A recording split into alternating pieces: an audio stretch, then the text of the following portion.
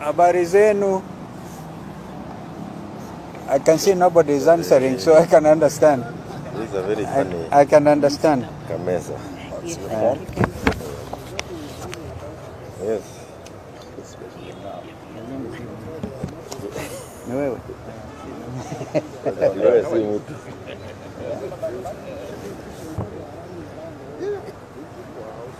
Guys, if you're ready, give us thumbs up. Today is houseful. Yeah. Something that we did add, and we had to reinforce the snap election. Remember the chief put it up the last time? Yeah, that now has to be in accordance with the signing of into law. But it went down very, very well with all the public. We can also reinforce that when we went to Yeah. as a party that we are also disciplining our and ODM is also doing the same. Yeah. Okay.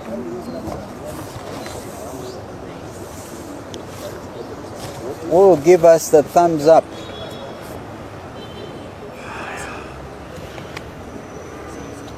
I see all of them are here. That's a full house. Full house. I think we get going, right? Yeah. Thank you. Ladies and gentlemen of the press, good morning. Still is. The very hard morning. I'll read this statement on behalf of all of us in Azimio La Umoja One Kenya Coalition Party statement entitled, "We strongly condemn the sponsored violent protests and support the public demands for the resignation of Ruto regime." Good morning and thank you members of the press for joining us today. Azimio La Umoja One Kenya Coalition Party is deeply concerned about the recent increase in violence during the Gen Z-inspired protests. In the last 2 weeks, Gen Z has inspired the majority of disenfranchised and disillusioned Kenyans to exercise their constitutional rights to assemble, to demonstrate, to picket, and to petition. They continue to do so in a manner that has captured the attention not just of Kenya, but the region, Africa, and indeed the whole world. In the typical fashion of a tyrant, the Ruto regime attempted to silence their voices by intimidation, arrests, abductions, and hijackings. This did not work, and indeed it shall never work. According to the Kenya National Commission on Human Rights, local and international media, the police executed a shoot-to-kill order that extinguished 41 young Kenyan promising lives, with over 300 Kenyans admitted to hospitals with gunshot wounds. We also note that the youth raised their demands from hashtag reject the finance bill to hashtag Ruto must go. Ruto and his henchmen sponsored goons infiltrated with the sole intention of destabilizing the continued peaceful protests. These disgraceful, criminal, and illegal activities violate the right to peaceful protest as provided for under Article 37 of the Constitution of Kenya 2010. Despite these perpetuated horrors, the young people have continued to march our streets, determined to drive and realize meaningful change for themselves, their families, and their country. We have observed that the intention of yesterday's well-organized, coordinated, and state-sponsored chaos was to undermine and denigrate the Gen Z-inspired nationwide nonviolent protests. Looting was intentional. The destruction was planned. The torching of public and private property worth billions of shillings was carried out in collaboration with the already corrupted security forces in the full glare of the media, and indeed the international media as well as onlookers. We also note that despite a court injunction prohibiting the use of live ammunition, tear gas, and crude weapons to disperse protests, police continue to deploy arbitrary gunfire, resulting in innocent deaths and injuries. To restore peace in the country, we demand that the police act swiftly in identifying and apprehending all the violent and criminal elements that infiltrated the peaceful protests. There are many questions that Gen Z, Azimio, and the world have, the two most significant of which are: why is Ruto, through his henchmen and thugs, hiring goons to destabilize constitutionally protected protests, causing chaos and mayhem? Is the goal to declare a state of emergency and suspend the constitution?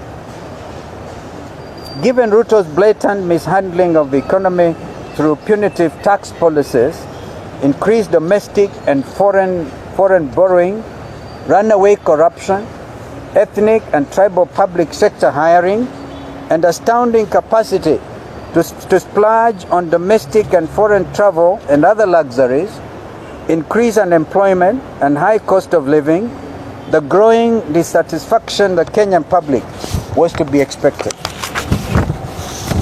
Generation Z is tired and Kenyans are tired. The slew of lies has left the hustlers, quote unquote, distraught and traumatized. Kenyans have had enough of Ruto and are demanding that #Ruto must go today, not tomorrow. To expedite the people's wishes, Azimio demands that the Independent Electoral and Boundaries Commission Amendment Bill 2024 be immediately signed into law.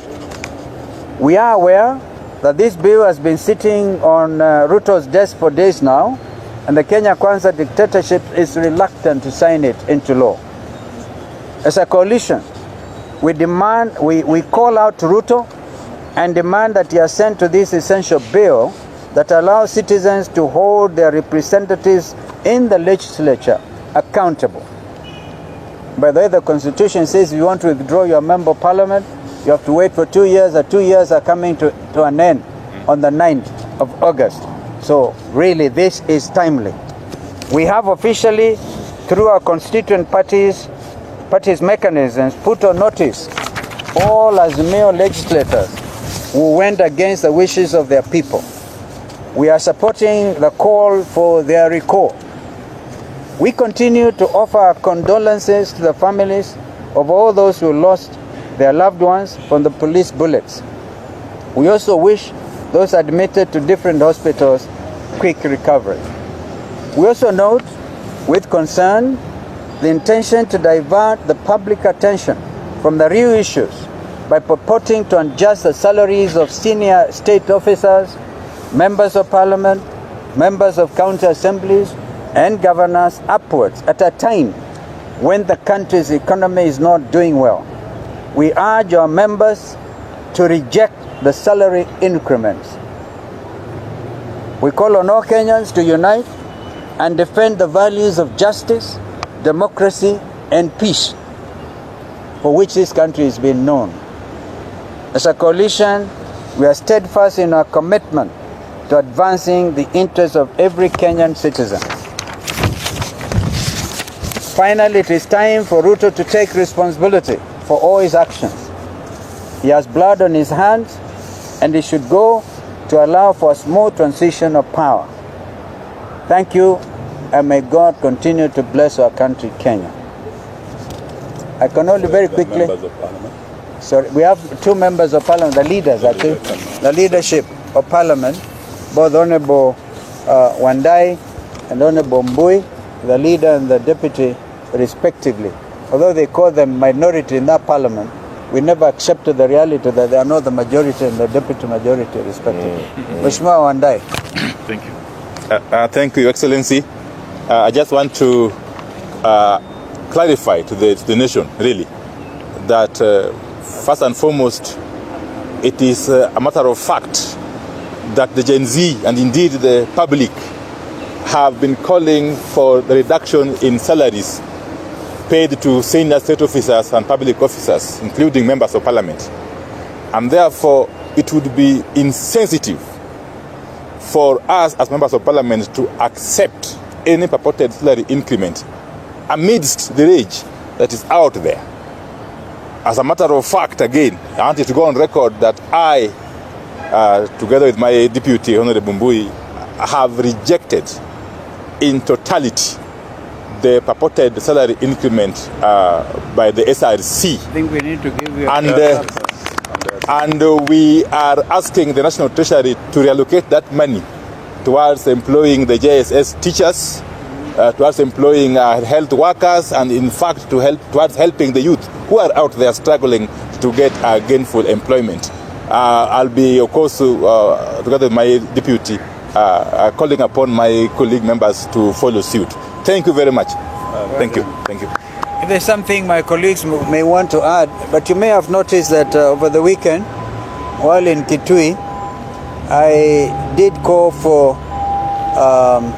the possibility of a snap election, and actually gave comparison between Kenya and what is happening also in the region. When the French President Macron realized that his party lost majority during the recent European elections, he called for a snap election. The French are on to that. Tomorrow, the 4th, Prime Minister of the UK, Mr. Sunak, also called for elections, really literally snap elections, on July the 4th, all over the UK. This is a moment for Kenya. But that's why we are calling for very quick enactment of the IBC Amendment Bill 2024. So at least there may be a possibility, assuming the youth in this country will allow that opportunity to happen. So that's one of the things that we made very clear over the weekend. And again, we looked at what happened in Parliament, the desecration of Parliament. There's blood right outside the entrance to Parliament. And we suspect, I've never gotten this confirmation, the young man who sat on the Speaker's chair was brought down. Blood right in the chamber. How, in all honesty, will members of Parliament want to sit in a place like that? These are some of the questions that we must ask as leaders. But, Mheshimiwa Eugene, if there are any questions, if there are questions, I can deal with them.